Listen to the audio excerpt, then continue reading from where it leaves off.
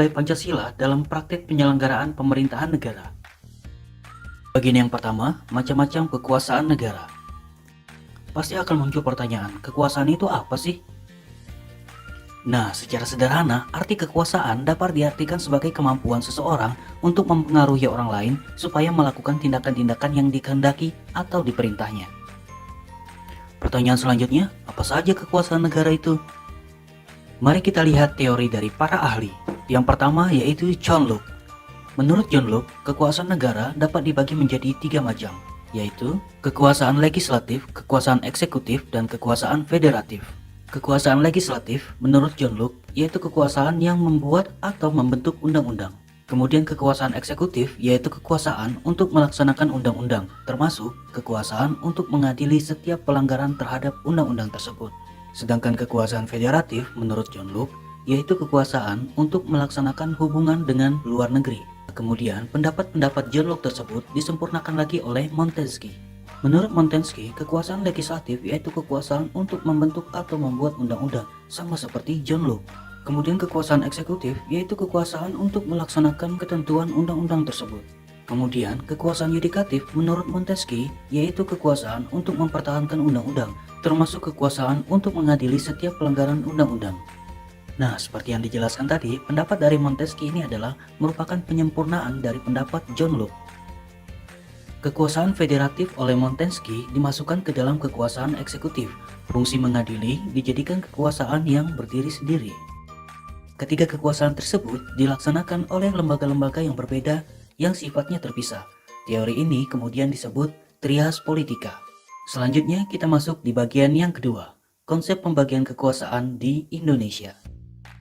Bagaimana sih konsep trias politika di Indonesia? Yang pertama adalah lembaga eksekutif. Di dalamnya ada presiden dan wakil presiden, dan lembaga kementerian dan non-kementerian. Yang kedua, lembaga legislatif. Di dalamnya ada MPR dan DPR. Dan yang ketiga, lembaga yudikatif. Di dalamnya Mahkamah Agung, Mahkamah Konstitusi, dan Komisi Yudisial. Lalu, apa sebenarnya konsep pemisahan dan pembagian kekuasaan itu? Kusnardi dan Ibrahim, menurut mereka, istilah pemisahan kekuasaan dan pembagian kekuasaan merupakan dua istilah yang memiliki pengertian yang berbeda. Menurut mereka, pemisahan kekuasaan berarti kekuasaan negara itu terpisah-pisah dalam beberapa bagian, baik mengenai organ maupun fungsinya. Artinya, lembaga eksekutif, legislatif, dan yudikatif merupakan lembaga yang terpisah, berdiri sendiri tanpa memerlukan koordinasi kerjasama. Sedangkan pembagian kekuasaan menurut mereka adalah membagi kekuasaan negara dalam beberapa bagian, yaitu legislatif, eksekutif, dan yudikatif, tetapi tidak terpisahkan. Yang artinya, di antara bagian-bagian ini dimungkinkan adanya koordinasi dan kerjasama, adanya sebuah sistem, saling membutuhkan, melengkapi, dan mengawasi jalannya sebuah pemerintah negara. Lalu, bagaimana dengan sistem kekuasaan di Indonesia? Mekanisme pembagian kekuasaan di Indonesia diatur sepenuhnya di dalam Undang-Undang Negara Republik Indonesia tahun 1945. Penerapan pembagian kekuasaan di Indonesia terdiri atas dua bagian, pembagian kekuasaan secara horizontal dan pembagian kekuasaan secara vertikal. Pembagian kekuasaan horizontal. Berdasarkan Undang-Undang Dasar Negara Republik Indonesia tahun 1945, secara horizontal pembagian kekuasaan negara dilakukan pada tingkat pemerintahan pusat dan pemerintahan daerah, yang masing-masing di dalamnya terdapat 3 jenis kekuasaan inti, yaitu eksekutif, legislatif, dan yudikatif. Pembagian kekuasaan secara vertikal.